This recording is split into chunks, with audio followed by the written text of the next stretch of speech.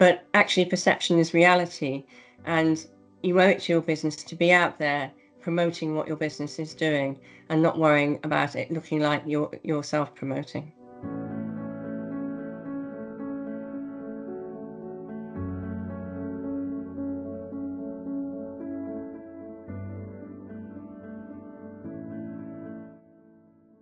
I think one of the most powerful things that I found when I was promoted to a senior vice president role in Glaxo was I actually got a coach. I'd never had a coach before. And she was somebody that really helped me to think very strategically about leadership and what I wanted to achieve out of leadership, but also about how important it was, for example, in terms of senior networking. As people move through the ladder, I think it's very important for women not just to have mentors, but to also have sponsors. And this doesn't just apply to women, it also applies to people from minority groups that are underrepresented in the senior leadership cadre within a particular organization. So in my particular example, when I was promoted, I went and talked to who was Andrew Whitty, who was then head of pharmaceuticals in Europe, and Monsef Slawi, who was head of business development, to get their advice. But just by interacting with them, I was able to demonstrate what I was able to do from a leadership point of view, and to get myself on their radar, as it were. Sometimes people, especially women, think that self-promotion or promotion of their business is somehow not necessary, that if you're doing something good, you will be seen as doing something good. But actually perception is reality, and you owe it to your business to be out there promoting what your business is doing and not worrying about it looking like you're self-promoting.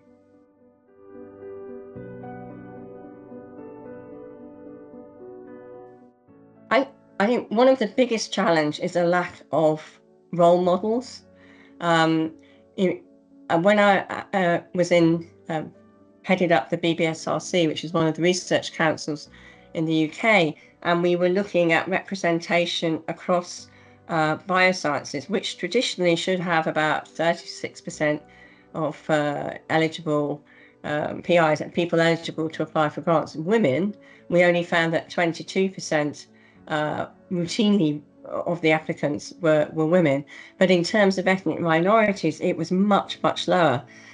Also, in the UK, for example, the percentage of professors, women or men, from Afro-Caribbean or other ethnic minorities is appallingly low. So we need to increase the visibility of successful women from minorities to a broader audience, and we also need to ensure that people from those minorities have equal opportunities. There's also barriers in terms of how job descriptions are written, how CVs are evaluated.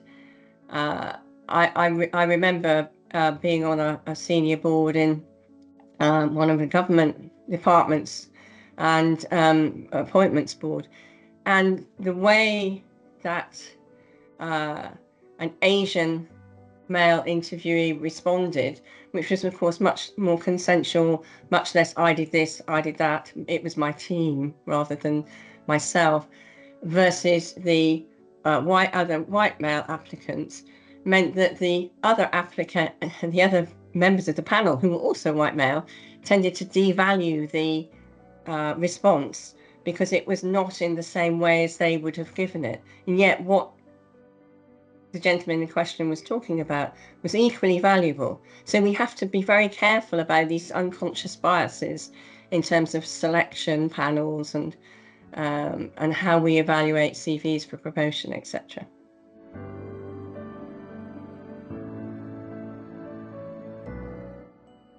Value from the insights that I have gained throughout my career.